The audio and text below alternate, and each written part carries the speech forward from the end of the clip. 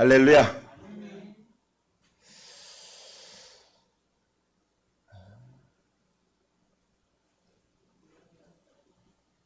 요즘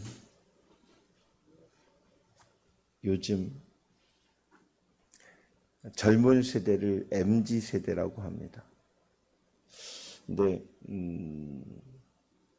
어제 뉴스를 보면서 제가 조금 그래도 마음의 안도함이 조금 생기더라고요. 뭐 우리의 이 21세기, 20세기 전에도 뭐 19세기 때, 18세기 때, 17세기 때도 어찌 보면 구약 시대 때에도 유행이라는 것은 있었을 것 같아요.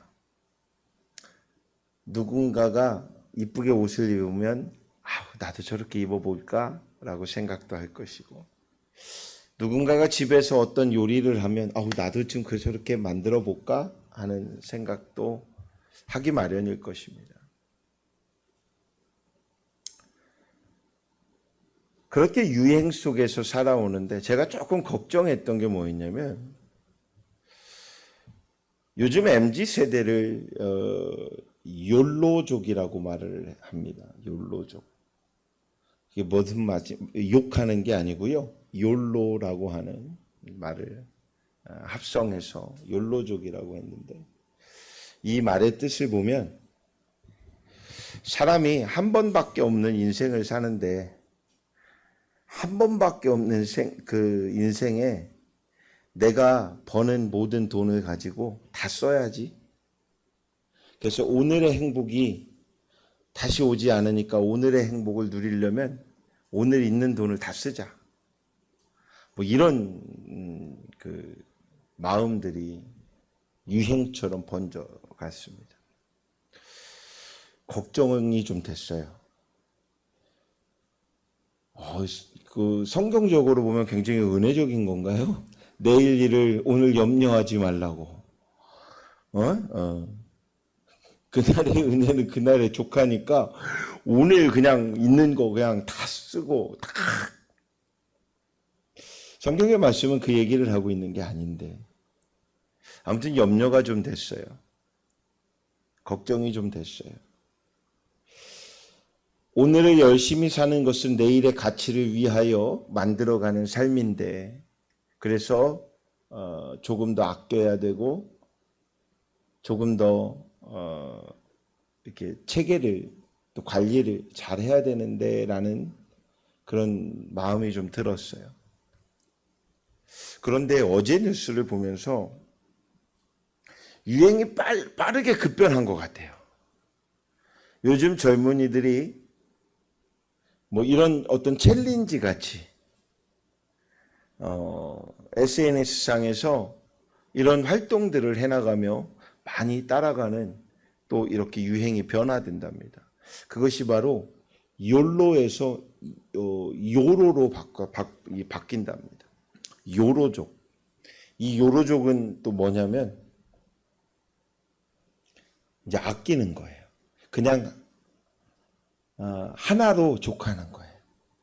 그래서 있는 그것으로 족할 수 있는 그런 마음으로 또 이렇게 생활하고 살아가 보자라고 한답니다. 그래서 요로족이라고 말을 합니다.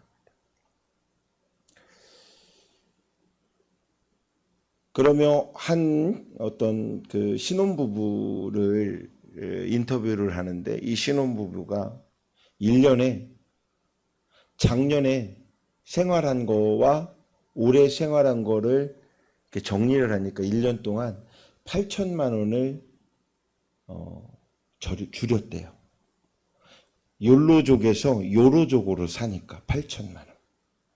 그러니까 10년이면 8억을 모을 수 있는 거예요. 그렇게 마음을 갖고 생활하니까 든든해지더랍니다. 제가 이 이야기를 들으면서 이걸 접하면서 이런 은혜가 됐어요. 우리에게 하나님이 주신 그 사랑은 참 무한하지요. 그런데 그 무한한 사랑을 주신 분, 그분은 한 분이십니다. 그 한 분의 하나님 한 분을 우리는 마음에 담고 살아가야 되는데, 오죽했으면 십계명에 나 외에 다른 신을 두지 말라, 우상을 만들지 말라, 오죽했으면 그러셨을까?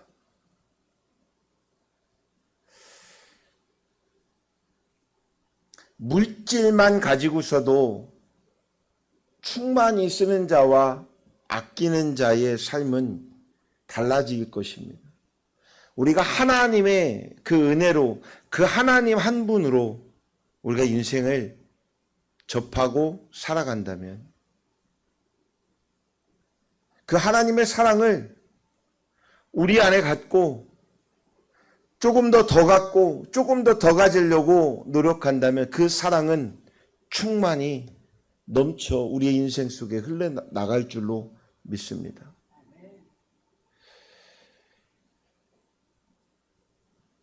요즘 현대인들의 가장 큰 고민이 육체적인 고통 속에 정신적 불안을 갖고 살아가는 것이 가장 큰 문제랍니다. 그래서 갈수록 병원 내에 의존하는 의존도가 굉장히 높답니다.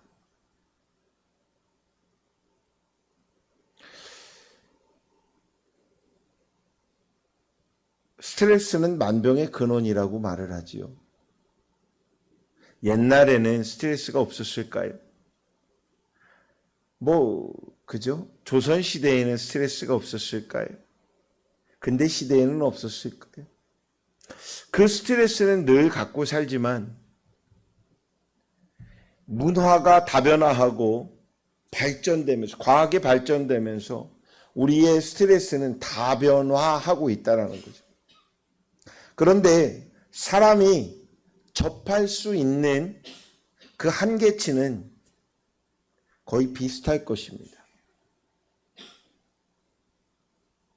예전이나 지금이나. 그런데 딱 한 가지, 예전이나 지금이나 다른 것이 무엇이냐면 영적 불안감일 것입니다.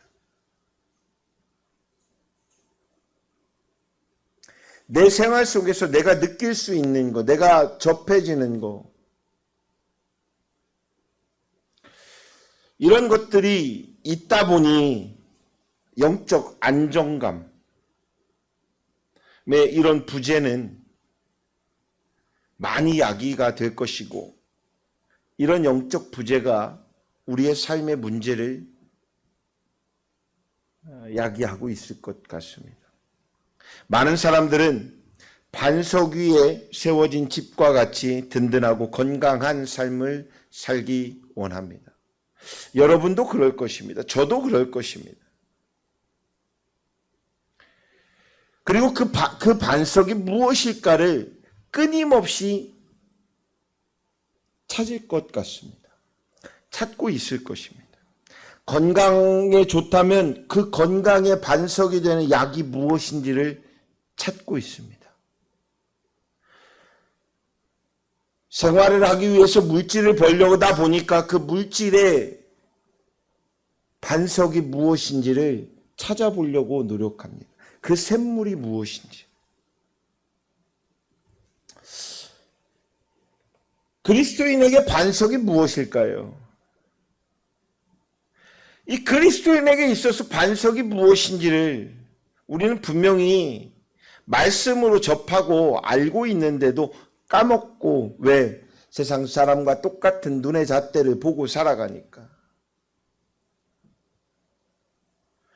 그리고 그 반석의 의미가 무엇인지를 우리는 깨달아야 하는데, 그냥 이 땅의 내 생활, 내 삶, 오늘의 족한 삶에 만족하고자 그것만 찾으려고 하고 있는 것 같습니다.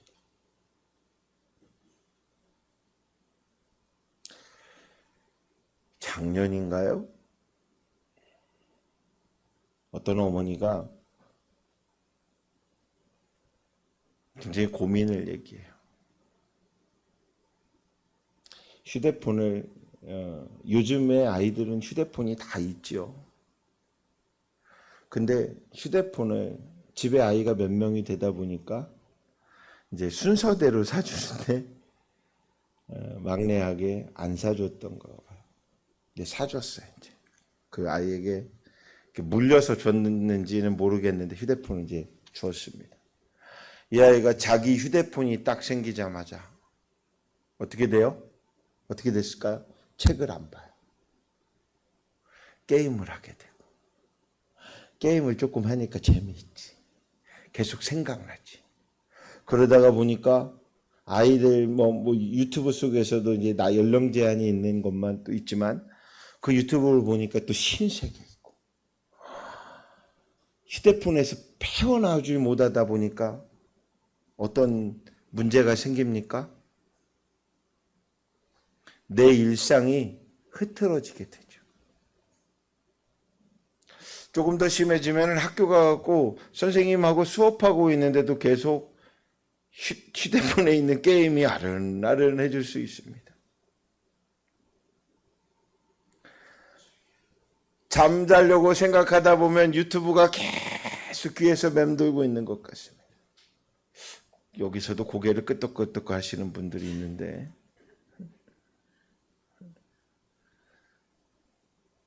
이게 고민이라고 얘기를 하더라고요. 그래서 제가 얘기를 가만히 듣다가 이런 얘기를 해줬어요. 첫 번째, 아직은 중증이 아닙니다. 그러나 중증으로 갈 것 같습니다. 아이가 스스로, 어른들도 그러지 못하신 분들이 있지만 그래도 체계를 잡고 그 계획을 사서 자기가 자기의 삶에 자기 것을 할 수 있는 여력이 있다면 저는 그것이 괜찮다고 생각합니다. 어린아이 때 게임을 하면서 그것이 안 돼 하다 보면 문제가 생깁니다. 그러나 그 게임을 통해서 얘가 게이머가 될 수도 있고요. 개발자도 될 수 있습니다. 요즘에 영역은, 삶의 영역은, 직업의 영역은 아주 많이 다변화하고 있습니다. 그런데 학생으로서 내가 해야 될 본분을 지키지 못한다면 그때는 중재해 줘야 되고 그 본분에 입각하여 그 나머지 것이 충족하더라도 그것에 시간을 할애하고 마음을 할애하더라도 내 본분을 지킬 줄 아는 사람이라면 괜찮습니다. 라고 이야기를 해줬어요. 우리의 생각 속에서 무언가 접하다 보면 그것이 내 시간 속에 반석과도 같다라고 생각이 듭니다. 그래서 머릿속에 계속 맺어지려고 합니다.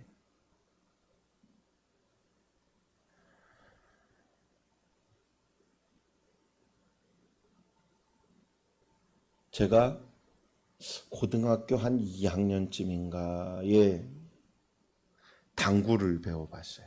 당구를 배웠는데 제 친구들은 중학교 때부터 갔어요. 그런데 저는 구기 종목을 운동을 했던 이제 선수 생활을 했기 때문에 그 네모칸 안에서 서가지고 당구 치고 이렇게 막 공 치고 할 별로 재미가 없었어요. 왜냐하면 뛰고 부딪히고 막 하는 이런 운동을 했으니까. 그런데 우연찮게 당구장에 한번 끌려가다시피 해서 가가지고 당구를 한번 쳤는데 얼마나 재밌던지요. 그날부터 그날 한번 조금 쳤는데 뭐 한 30분이나 쳤을까? 그런데 집에 가서 잠을 청하는데 친구가 그래요. 너 집에 가서 천장에 당구장이 이렇게 당구장 다이가 보이면 너는 큰일 났대. 계속 치야 될 거래. 근데 그게 안 보이면 괜찮대. 그게 뭘 보여 했는데 침대에 딱 누웠는데 당구장이 보여요.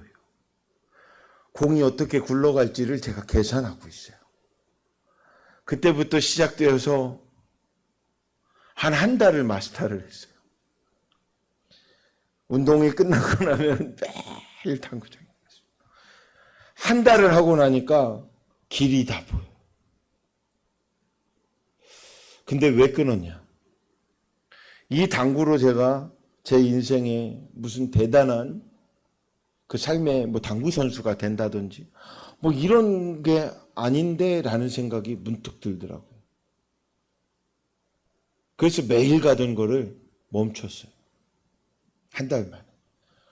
계속 친구들이 이야기합니다. 가자. 끊었어요. 이 끊을 수 있었던 거에 제 내면에 가지고 있었던 늘 딱 한 가지가 있었습니다.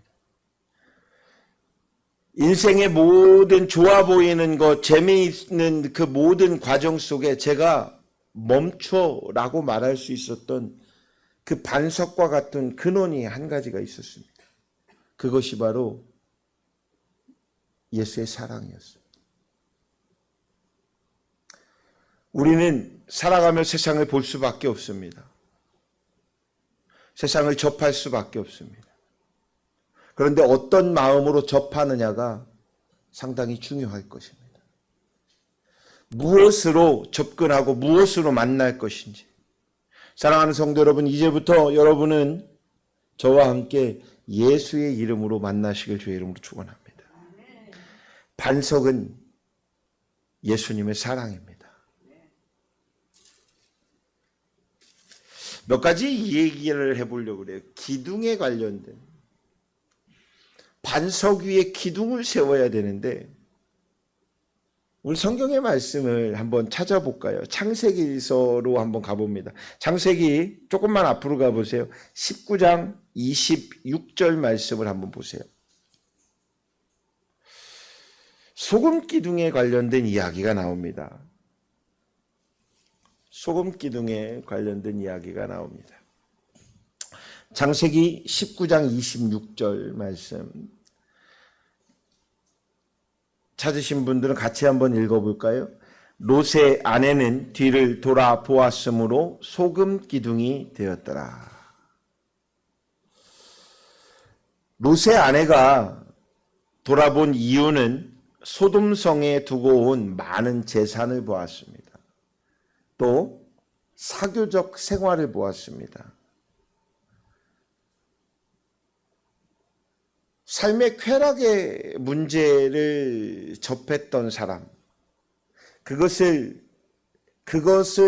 버리는 것이 굉장히 중요한 얘기인데 그것을 버리지 못합니다. 왜냐하면 그 많은 재산과 사교의 생활과 이런 쾌락적 생활, 이것이 내 삶의 기둥이 되어버리면 다른 것을 끊지 못합니다.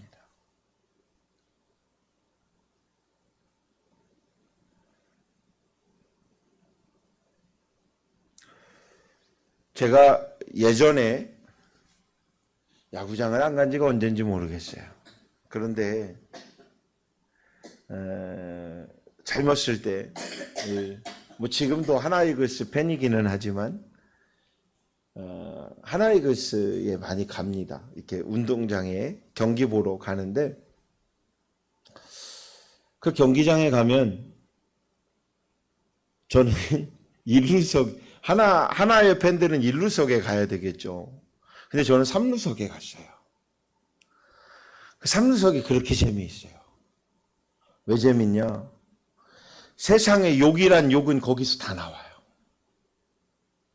거기 앉아 있다 보면은 상대편 3루 쪽에 홈베이스를 갖고 있는 어웨이 경기를 하러 오신 그 선수단들의 그 응원팀도 있지만 하나이글스 팬들도 있습니다. 이 두 팬이 싸우는데 얼마나 욕이 왔다 갔다 하는지 너무 재미있어요. 세상에 듣도 보지 못한 저는 제가 살면서 동네 어르신들의 욕만 들어보고 우리 어머니의 욕만 듣고 살다가 거기 가보니까 별의별 욕이 다 나오는데 경상도 선수단이 오면 경상도 욕이 들립니다. 서울 사람은 욕을 안 하는 줄 알았는데 서울팀이 오면 서울 욕이 들리고 전라도 팀이 오면 전라도 욕이 들리고 그 충청도 사람들은 욕이 아주 구수하게 욕을 합니다. 근데 그 안에서 욕을 이렇게 들으면서 그런데 그곳이 그렇게 재미있게 생활하던 그곳을 제가 목회를 하면서 회개를 했어요. 그때 그 시절에 저는 뭐 그곳에 가서 어르신들끼리 막 욕하고 막걸리 먹고 욕하고 뭐 이렇게 소주 한 잔 먹고 욕하고 그러고 있는 그곳이 재미있어서 갔을 뿐이지만 야구 경기도 보면서 그것도 일석이조로 듣는 재미 때문에 갔지만 그것을 회개했어요. 욕을 하는 게 스트레스를 푸는 것도 아니고 듣는 것이 스트레스를 푸는 게 아닌데 그게 어쩌면 저의 스트레스를 푸는 하나의 요점이 되어서 그곳을 찾고 있었던 제 지난 삶에 대한 회개가 되더라고요. 야구도 마찬가지일 것이고 뭐 요즘 SNS도 마찬가지입니다. 유튜브도 마찬가지일 것입니다. 그것이 내 생활의 일부가 되어서 의존도가 되고 그것 때문에 내가 본질에 무엇을 해야 하는데 하지 못하고 있고 내가 그것을 보고 있더라도 그것에 심취하여 내가 나의 모습이 아닌 또 다른 모습이 된다면 그것은 소금 기둥과도 같습니다. 버려야 합니다. 성경에 나타난 하나님의 명령은 우리에게 롯의 아내처럼 뒤를 돌아보지 말고 앞을 향해 전진하라고 명령하신 것과 같습니다. 그러기에 사도 바울은 고린도후서 5장 17절에 이전 것은 지나갔으니 보라 새 것이 되었도다라고 말하고 있습니다. 과거에 얽매여 있으면 하나님이 주신 반석을 결코 찾아낼 수 없습니다. 여러분이 예배를 드리는 자라면 이 예배 시간에 듣는 이 말씀을 듣고 믿고 따르고 행하여야 합니다. 그런데 이 말씀을 듣고 따르지 않는다면 소금 기둥과도 이 롯의 아내가 소금 기둥이 되었던 것처럼 안타까운 현실을 맞이할 수 있다는 것이죠.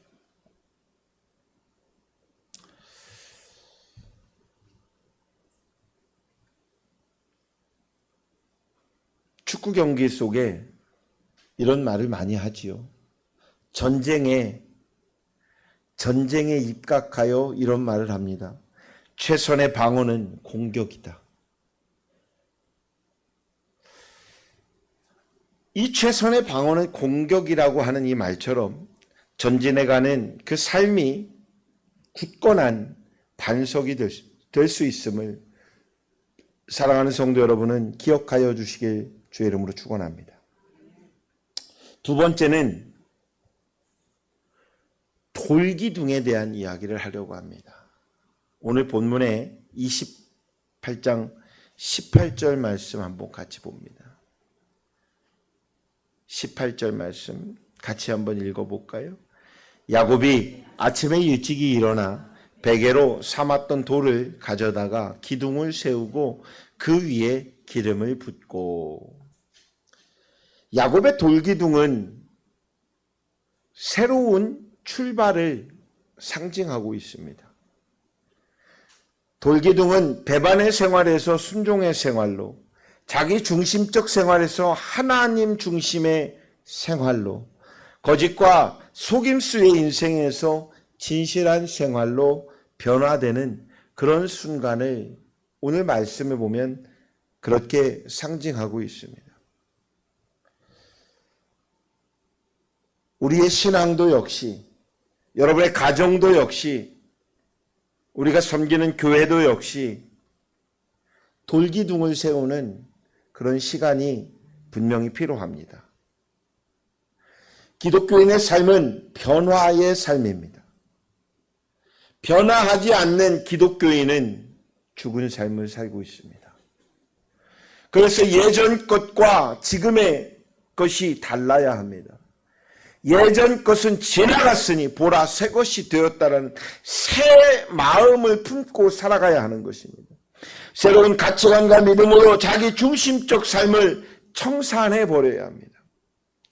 내가 아닌 예수님을 기둥으로 모시고 살아야 합니다. 예수 그리스도의 말씀에 순종하는 삶을 바로 살아야 하는 것입니다. 굳건한 반석 위에 인생의 삶을 세우지 못해 혹여나 지금 낭망하고 계십니까? 그 낭망함에서 벗어나 새로운 반석을 찾으시는 사랑하는 성도들이 되시길 주의 이름으로 축원합니다. 그리고 새로운 반석을 단단한 예수님의 반석으로 정하는 삶이 되시길 주의 이름으로 축원합니다. 마지막 세 번째는 불기둥과 구름기둥의 이야기를 드리려고 합니다. 한 번 더 찾아봅니다. 출애굽기로 가봅니다. 창세기 뒤에 있는 출애굽기 13장 22절 말씀으로 가봅니다. 출애굽기 13장 22절 말씀으로 가봅니다. 같이 한번 읽어봅니다. 13장 22절 말씀입니다. 시작. 낮에는 구름기둥, 밤에는 불기둥이 백성 앞에서 떠나지 아니하니라. 아멘. 불기둥, 구름기둥은 앞길을 위한 빛이었습니다. 인도함이었습니다. 그것은 사람이 만드는 것이 아니라 하나님이 우리에게 주시는 것입니다. 그것은 구원으로 인도하는 등대이며 소망으로 인도해 주시는 봉화와도 같은 것입니다. 그 빛을 바라보며 이스라엘 민족은 약속의 땅인 가나안 땅에 도착합니다. 이스라엘께서는 우리의 길도, 우리의 인생길도 분명히 인도해 주실 줄로 믿습니다. 요즘도 녹색 어머니회가 있지요. 저 어렸을 적엔 녹색 어머니회가 없었고 보이스카웃, 걸스카웃 아이들이 나가서 이 건널목에서 안전지도를 했습니다.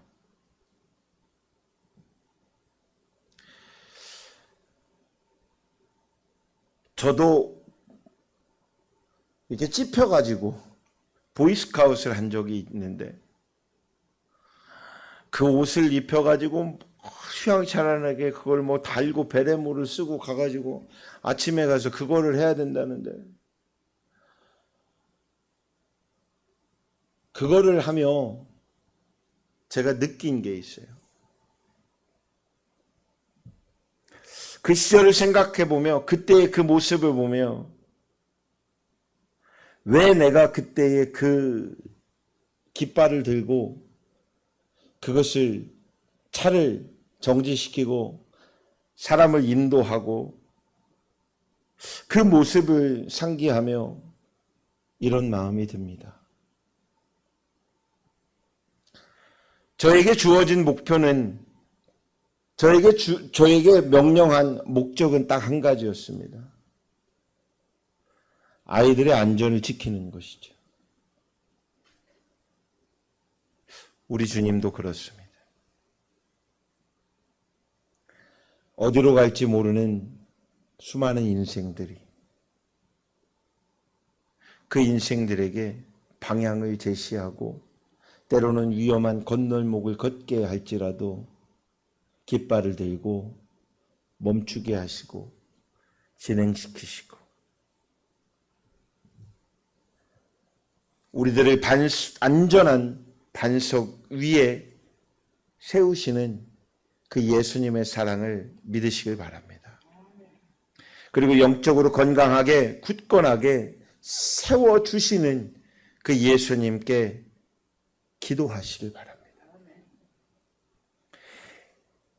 히브리서 12장 2절에 보면 사도 바울은 우리에게 믿음의 주요 온전케 하시는 이인 예수 그리스도를 바라보자라고 권면합니다. 믿음의 주인은 예수님입니다. 우리의 삶을 온전케 하시는 이는 예수님밖에 없습니다. 그 예수님만 바라보시길 주의 이름으로 축원합니다. 안전함과 보호함을 받으며 활기차고 온전한 인생을 우리는 살아가야 할 것입니다. 천국 가는 그날까지 우리에게 맡기신 인생을 걸어야 할 것입니다. 그래서 맡겨야 합니다. 그리고 붙잡아야 합니다. 우리를 죄와 불안과 연약함에서 건져내 주시는 예수 그리스도를 반석으로 의지하며 살아가는 이 시대의 그리스도인이 되시길 주의 이름으로 축원합니다. 그것이 바로 든든히 이 반석 위에 서 있는 든든한 성도가 되는 것일 것입니다. 이제부터 그런 마음을 결단하며 걸어가는 우리 열방중앙교회 성도들 모두가 되시길 주의 이름으로 축원합니다. 기도합니다. 도신 아버지 하나님 감사합니다. 우리가 세상의 쾌락에 얽매이지 않고 새로운 가치관과 믿음으로 이제는 무장하여 예수님을만 바라보고 살아갈 수 있도록 도와주시옵소서. 자기 자신의 중심적 삶을 이제는 청산하고 예수님의 말씀에 오직 순종하며 그 삶을 살아갈 수 있을 때 하나님이 우리를 보호해 주심을 깨달을 수 있도록 우리에게 더욱더 명철하고 지혜로움을 허락하여 주시길 간절히 원합니다. 예수 그리스도의 이름으로 기도드립니다. 아멘.